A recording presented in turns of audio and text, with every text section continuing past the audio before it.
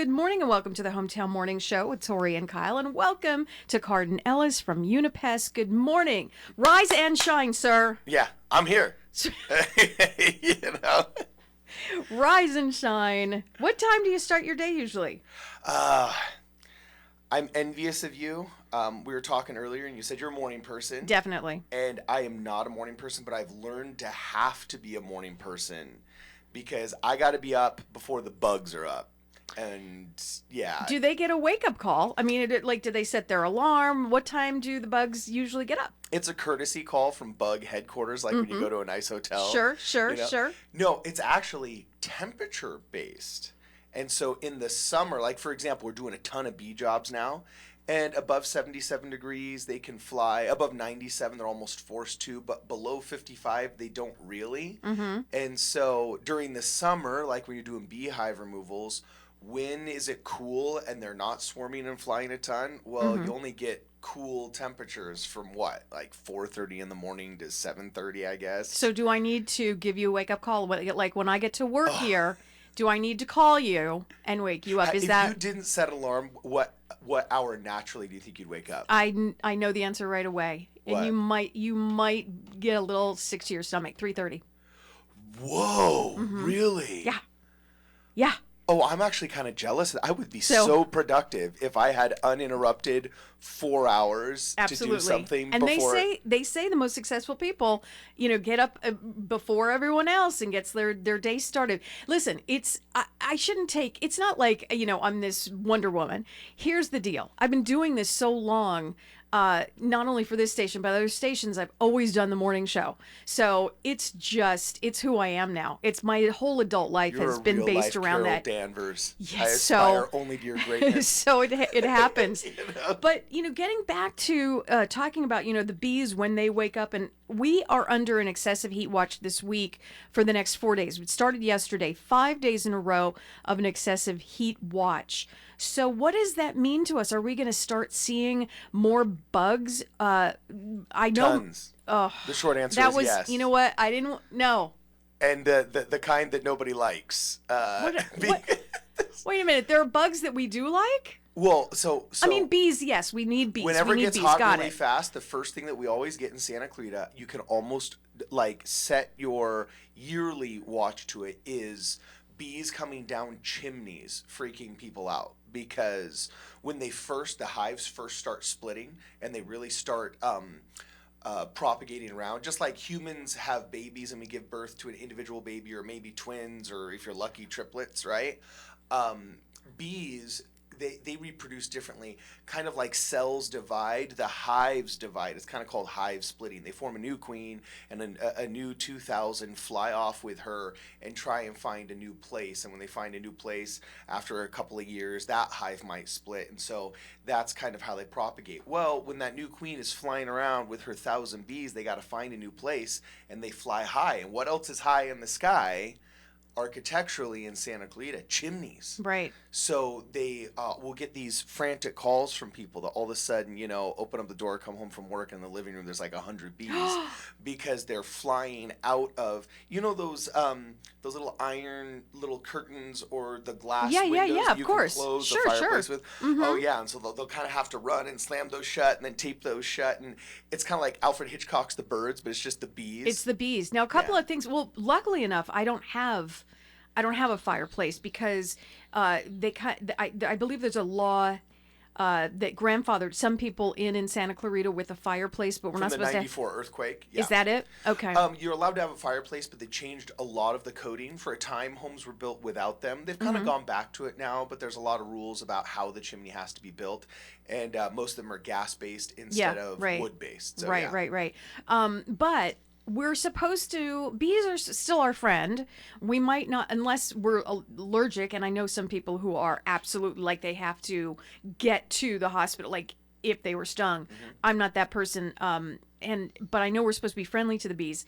That being said, what about mosquitoes? Because mosquitoes love me so much. Oh, yeah. Are we seeing an uptick of totally. that because of the heat? 5 years ago, I didn't do a mosquito job. As of 2 years ago, it's 30% of my business now. Oh, we do I have 5 mosquito machines and 3 guys out doing mosquito jobs today. Clearly it's a climate thing, obviously. Yeah. But what exactly and do you development. We've built so many more homes, so the washes and the rivers have more water in them, and wet soils where they plant their eggs. So before, when all of these areas used to dry out seasonally, it was made impossible for them to breed.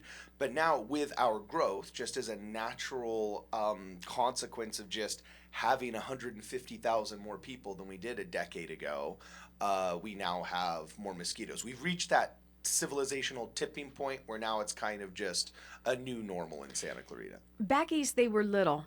They were little. Mosquitoes were little.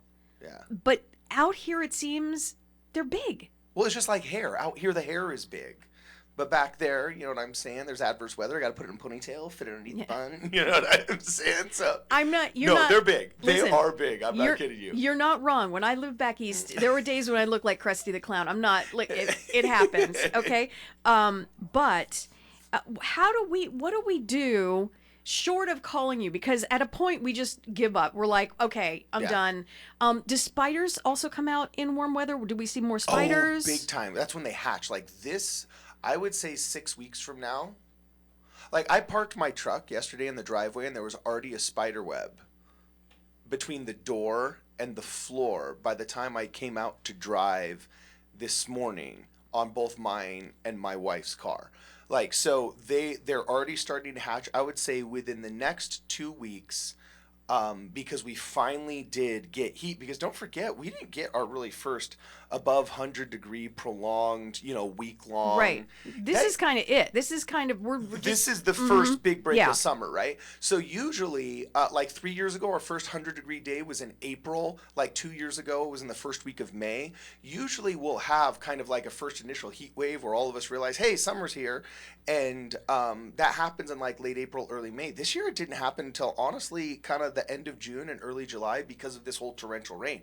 So what happens is with all that extra moisture, there's additional breeding that's not really fully triggered until there's heat. So we had an extra month or two of rain prolonged by just a late heat wave that didn't start gradually, just started really fast. Sure. So yeah, within the next 2 weeks, spiders are going to be nuts.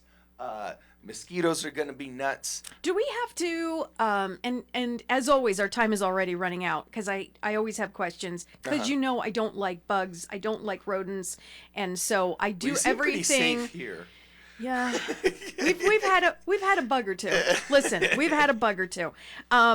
So what can we do? Is there anything we can do, or do we just have to call you and do some preventative measures to spray for the critters and the spiders and the whatnot? There's totally stuff you can do. There is. Oh, totally. All right. Well, give me like two things we can do. I wouldn't even bother buying the stuff from the store because the state has regulated what the average consumer can buy, and the DIY methods are so effective. You could do it just even without chemicals. Okay. First, figure out how much water your sprinkler system actually does need. Okay. Spend the Saturday morning calibrating your sprinkler system, figuring out, okay, I have this much square footage of grass. Grass needs this much water when it's hot, this much water when it's cool. Most people just set it and forget it. And the same amount of water they're blasting during the summer to keep it green is what they're blasting during the winter. So they're wasting water in the winter. Or they haven't changed over to their summertime schedule, and that's why their grass is dying. And to compensate for it, instead of doing 5 minutes, they just double it and set it to 10. So much runoff. And yeah, then you've got the conservation aspect of runoff, but then you also have the moist soil. So it's better to